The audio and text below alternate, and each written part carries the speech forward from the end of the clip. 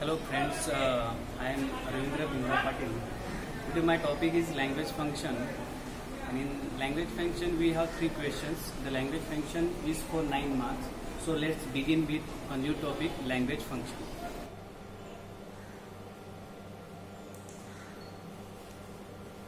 What is language function? The words in sentence describe particular function which makes the sentence meaningful and perfect. ही इंग्रजीतील व्याख्या आहे language फंक्शनसाठी. मराठीतील व्याख्या पाहूया. जेव्हा वाक्यातील शब्द विशिष्ट कार्य वर्णन करून वाक्य अर्थपूर्ण करतात तेव्हा त्या कार्यास भाषा कार्य असे म्हणतात, म्हणजेच लँग्वेज फंक्शन. उदाहरण या ठिकाणी लँग्वेज फंक्शन काय आहे नेमकं. पोर सम ऑइल डॅश. या ठिकाणी तुम्हाला काय करायचं as a student, what will you do. तो ऑलरेडी तुम्हाला एक सजेशन दिलेलं आहे. Describe process, not a describe person, not a describe thing, but एक प्रक्रियेला तुम्हाला वर्णन करायचं आहे. म्हणून आन्सर असेल pour some oil into the pan and then heat it for a while. आता या ठिकाणी एक प्रक्रिया निर्माण झाली, एक प्रोसेस निर्माण झाली. तेल ओतणं तव्यामध्ये, नंतर त्या तेलाला हीट करणं काही वेळेसाठी, तर ही एक प्रक्रिया झाली. तर डिस्क्राईब फंक्शन हे त्या ठिकाणी फंक्शनचं कार्य करतंय. आता सेक्शन सी तुमच्या प्रश्नपत्रिकेमध्ये हा प्रश्न असेल क्वेश्चन नंबर 32, 33 आणि 34 याप्रमाणे. प्रश्न असेल match the language function with the sentence. जोड्या लावायचं. ए मध्ये वाक्य असतील आणि बी मध्ये त्या ठिकाणी ते वाक्य कोणत्या फंक्शनशी रिलेटेड आहे ते असेल. तर आपण यांचं उत्तर पाहूया पुढच्या स्लाइडमध्ये. Now we see 32 sentence number. The book which Rakesh bhai has given you is very interesting. आता या ठिकाणी राकेश भाईने काय दिलेलं आहे. The book, the mobile, the car. तर कोणी एक व्यक्ती. तर या ठिकाणी आपल्याला कळतंय राकेश भाईने आपल्याला एक वस्तू दिलेली, म्हणजे काय, द बुक. तर या ठिकाणी याचं उत्तर असेल एक थिंग आहे, म्हणून describing thing. 33 it is so nice of you. आता याला नाईसिटीज म्हणतात, म्हणजे एकदम सडनली मनामधून निघालेली भावना. ज्याप्रमाणे उदाहरण देता येईल थँक्यू, कॉंग्रॅच्युलेशन. तर या ठिकाणी याला आपण एक्सप्रेसिंग प्लिझेंट्री किंवा नाईसिटी असं म्हणून ओळखतो. नंतर open your wallet, take some money out and hand it over to me. या ठिकाणी तुम्हाला मागच्या वाक्याप्रमाणे कळत असेल त्याप्रमाणे एक प्रोसेस आहे, एक प्रक्रिया आहे. वॅलेट म्हणजे पॉकेट, त्याला ओपन करणं, नंतर ओपन करून त्याच्यातील काही पैसे काढणे आणि ते पैसे कुणाला तरी हँड ओव्हर करणे, कुणाच्या तरी हातात देणे, म्हणजे एक प्रक्रिया झाली. ओपन करणे, पैसे बाहेर काढणे आणि हँड ओव्हर करणे, एक प्रक्रिया आहे. म्हणून निश्चितपणे याचं उत्तर असेल describing process. Right. Now next question, the same question, it is a second. आता याही ठिकाणी तेच ए सेक्शन मध्ये क्वेश्चन्स दिलेले आहेत आणि बी मध्ये तुम्हाला त्या ठिकाणी फंक्शन्स दिलेले आहेत. त्यांची उत्तरं आपण पुढच्या स्लाइडमध्ये पाहूया. Now 32 Sheela is more beautiful than Jeena. आता ज्या वेळेला दोन व्यक्तींची नावं या ठिकाणी दिसत आहेत आपल्याला लगेच कळतं की काहीतरी तुलना झालेली त्या दोन व्यक्तींमध्ये, एक शीला आणि जीनामध्ये, हे कळतं आपल्याला. पण समजा हेच वाक्य असं राहिलं असतं शीला इज ब्युटिफुल गर्ल, त्या ठिकाणी तुलना झालेली नसती. तर निश्चितपणे शीला आणि जीनामध्ये तुलना झालेली, म्हणून डिग्री ऑफ कम्पॅरिझन किंवा एक्सप्रेसिंग डिग्री ऑफ कम्पॅरिझन असं म्हणून याचं उत्तर येईल. Right. Now next, the two batsman are playing confidently. आता पिच वर दोन बॅट्समन खेळतायत. They are playing not sadly, not slowly, but yes they are playing confidently. म्हणजे या वाक्यामध्ये कॉन्फिडेंटली, विश्वासाने रीत दिलेली, त्या बॅट्समन खेळण्याची रीत दिलेली. तर निश्चितपणे या ठिकाणी उत्तर येईल expressing manner. Now 34 he can play the harmonium. तर या ठिकाणी वाक्य वाचताच तुम्हाला कळेल कॅन आलेला आहे म्हणून ॲबिलिटी आहे, त्या व्यक्तीची ॲबिलिटी आहे. तर या ठिकाणी वाक्यामध्ये he can play the harmonium म्हणजे तो हार्मोनियम वाजवू शकतो, वीणा नाही, गिटार नाही, तर हार्मोनियम. निश्चितपणे त्याची ॲबिलिटी काय आहे, हार्मोनियम वाजवण्याची. म्हणून या ठिकाणी एक्सप्रेसिंग ॲबिलिटी ॲज अ उत्तर म्हणून येईल.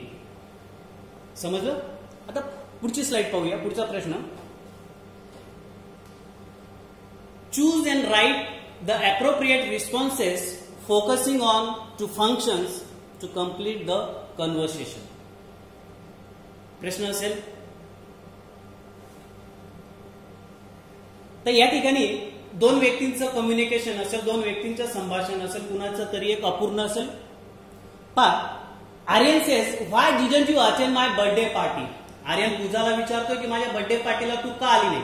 आता पूजा निश्चितपणे याचं काय करेल, प्रश्न विचारेल का, नो.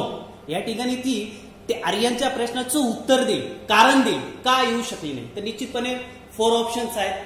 तर आपल्याला 4 ऑप्शन वाचताच आपल्याला कळेल की फोकस किंवा स्ट्रॉंग ऑप्शन कोणता असेल. तर ती न येण्याचं कारण काय आहे, I had been down with fever. तिला ताव होता किंवा ती आजारी होती. Now next, Manushi dash seeking information. Pankaj says it is near Bhaijipura cross roads. तर या ठिकाणी मनीषने काहीतरी इन्फॉर्मेशन मिळवण्याचा प्रयत्न केलेला आहे किंवा डेफिनेटली काहीतरी प्रश्न विचारलेला आहे पंकजला. पंकजने उत्तरही दिलेले आहे, it is near Bhaijipura cross road. म्हणजे याचा अर्थ मनुष्यने का, कशामुळे असा प्रश्न नाही विचारलेला किंवा अशा प्रकारची माहिती विचारलेली नाही, तर लोकेशन विषयी माहिती विचारलेली. म्हणजे निश्चितपणे location, where can I find a gym nearby. Next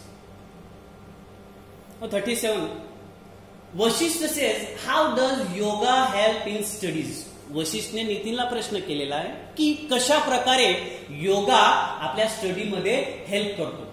आणि नितीनला आता उत्तर द्यायचं आहे, आणि म्हणजेच वरच्या प्रश्नाचं ते रिझल्ट असं. या ठिकाणी 4 ऑप्शन दिलेलीच आहेत. तर आपल्याला याही ठिकाणी 4 ऑप्शन वाचताना, सिलेक्ट करताना मेन फोकस उत्तर कोणतं असेल किंवा स्ट्रॉंग आन्सर कोणतं असेल याचा आपल्याला विचार करावा लागेल. पहिलं पहा, because it improve your concentration power. फक्त कॉन्सन्ट्रेशन पॉवर वाढवतो एवढंच नाही. नेक्स्ट, सी, याचं उत्तर कोणतं येईल, सी. डी, बी, ए नसताना उत्तर येईल याचं बी.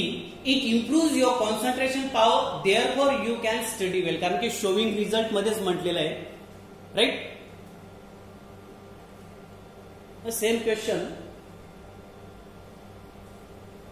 मम्मी आणि मनोज. क्वेश्चन नंबर 35, मम्मी आणि मनोज यांच्यामधलं कम्युनिकेशन आहे. Do you know Bhagat Singh. Manoj उत्तर देतोय डिस्क्रायबिंग पर्सन. तर या ठिकाणी डिस्क्रायबिंग पर्सन करायचं म्हणजे कुणाविषयी, भगत सिंग विषयी. 4 options already given. Was he a sportsman? I think he was a politician. He was an Indian socialist revolutionary of Punjab. Was he dancer?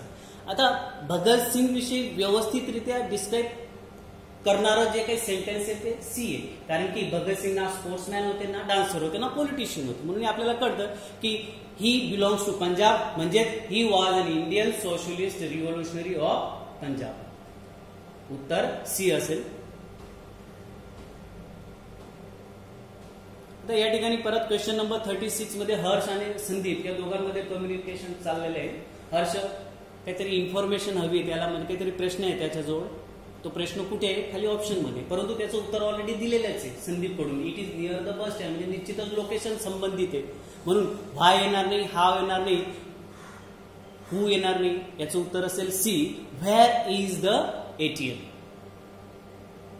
जर आपण रिपीट केलं, Harsh says where is the ATM, तर संदीप उत्तर देईल त्याचं it is near the bus stand. Next, Bina says hi Meena how are you. आता या ठिकाणी मीना आन्सर देईल, ते असेल डिस्क्रायबिंग नाईसिटीज. म्हणून विद्यार्थ्यांना काय करायचं की त्या ठिकाणी नाईसिटीज डिस्क्राईब करायची. नाईसिटीज म्हणजे प्लीझंटली. ऑप्शन पाहूया आपण. ओ कॉंग्रॅच्युलेशन, कॉंग्रॅच्युलेशन नसेल. वंडरफुल अप्रिशिएट नसेल.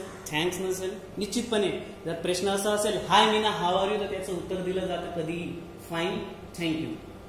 तर उत्तर असेल C, fine, thank you.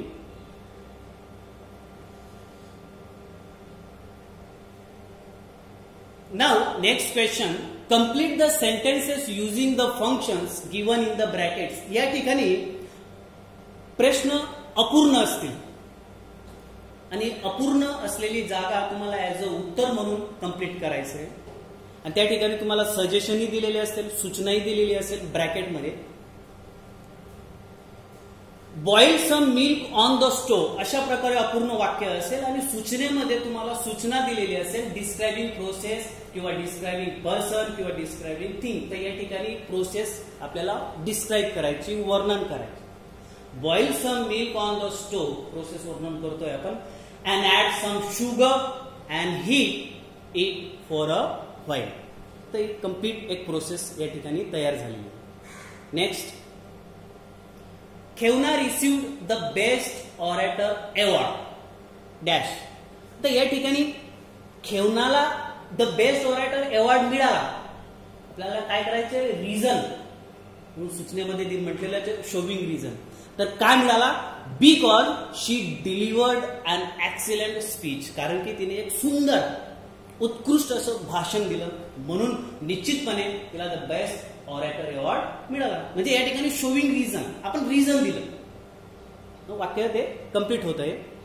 Next, Manu will. आता अशा प्रकारे अपूर्ण वाक्य असेल आणि ऑप्शन मध्ये तुम्हाला अल्टरनेटिव्ह म्हटलेलं आहे, शोविंग अल्टरनेटिव्ह. डेफिनेटली अल्टरनेटिव्ह दोन प्रकारे असतात, एक पॉझिटिव्ह अल्टरनेटिव्ह आणि एक निगेटिव्ह अल्टरनेटिव्ह. परंतु या ठिकाणी आपल्याला पॉझिटिव्ह अल्टरनेटिव्ह घ्यायचं आहे. तर उत्तर आहे Manu will eat either chocolate और बिस्किट्स. तर या दुसऱ्या प्रकारे आपण याचं करू शकतो, Manu will drink either chocolates और चॉकलेट क्रीम. किंवा अजून वेगवेगळ्या पद्धतीने येऊ शकतं, मनू विल ड्रिंक टी और कॉफी. तर या ठिकाणी शोविंग अल्टरनेटिव्ह मध्ये आपलं उदाहरण आलेलंच आहे. दोन ऑप्शन आहेत त्या ठिकाणी. पुढे, नाव the same question, he is aged असं अपूर्ण वाक्य असेल. सूचना दिलेली तुम्हाला एक्सप्रेसिंग इनएबिलिटी, एबिलिटी नाही, समर्थता दर्शवायची नाही, असमर्थता. तर निश्चितपणे आपल्याला कळतं की एज्ड ओल्ड मॅन आहे definitely, so he can't walk so fast. म्हणजे तो म्हातारा आहे म्हणून तो चालू शकत नाही किंवा फास्ट चालू शकत नाही, म्हणजे फास्ट चालण्याची त्याची असमर्थता आहे. Next, dash the volume of your TV down. अशा प्रकारे अर्धवट वाक्य असेल आणि सूचनेमध्ये म्हटलेलं असेल की रिक्वेस्ट सांगा, रिक्वेस्ट दाखवा.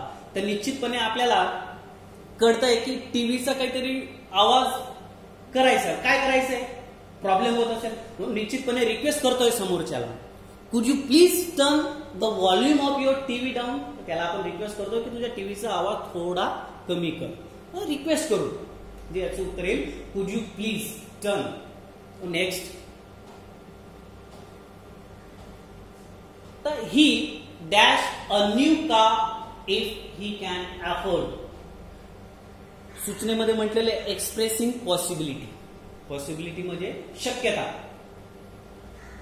तर शक्यता आपल्याला या ठिकाणी दाखवायची. तर आपण घेऊ शकतो कार म्हटलेलं आहे म्हणजे कारला आपण डेफिनेटली जनरली न्यू कार असते, न्यू कार म्हटलेलं म्हणजे न्यू कारला आपण विकत घेतो, म्हणजे विकत घेण्याची क्षमता दाखवायची. म्हणजे निश्चितपणे ही मे बाय, ही मे बाय कदाचित तो, he may buy a new car if he can afford. म्हणजे त्याची कार विकत घेण्याची शक्यता या ठिकाणी आपल्याला दाखवायची. आता वरील तुम्ही जे प्रश्न पाहिले, complete the sentence with the function किंवा मॅचिंग द फंक्शन किंवा कम्प्लीट द सेंटेन्स किंवा चूज द करेक्ट फंक्शन, त्याच्यावरच बेस हा एक एक्सरसाइज, हा एक होमवर्क तुमच्यासाठी आहे. आणि ऑनेस्टली याला करा. एक सांगतो, ही वेंट नेदर. तर या ठिकाणी दिलेली आहे, सूचना दिलेली, तुम्हाला करायचं काय, तो कुणाला वर्णन करायचंय, चॉईस. आणि ती चॉईस पण दिलेली आहे. चॉईस म्हणजे ते आता प्रश्न डिस्क्रायबिंग चॉईस असा येऊ शकतो किंवा डिस्क्रायबिंग अल्टरनेटिव्ह असा येऊ शकतो. आता या ठिकाणी नेदर म्हटलेले मध्ये या ठिकाणी डिस्क्रायबिंग चॉईस निगेटिव्ह मध्ये घ्यायचं. Next, lawyer is a person, पर्सनचं डिस्क्राईब करायचं आहे. नंतर थर्ड मध्ये रिक्वेस्ट आहे. फोर्थ मध्ये future plan, Avinash is going to Thailand for something. तर या ठिकाणी त्याचा फ्युचर प्लॅन जो असेल त्याप्रमाणे 5 बिंदी डान्स वेल डॅश इंडिकेटिंग कॉन्ट्रास्ट. तर अशा प्रकारे हा होमवर्क तुम्हाला स्वतः करायचा आहे. Have a good day. Friends, you enjoyed language function because I have given many examples and explanation, and I definitely hope that you enjoyed it. Now we will meet in another next video with a different topic. Till then, bye.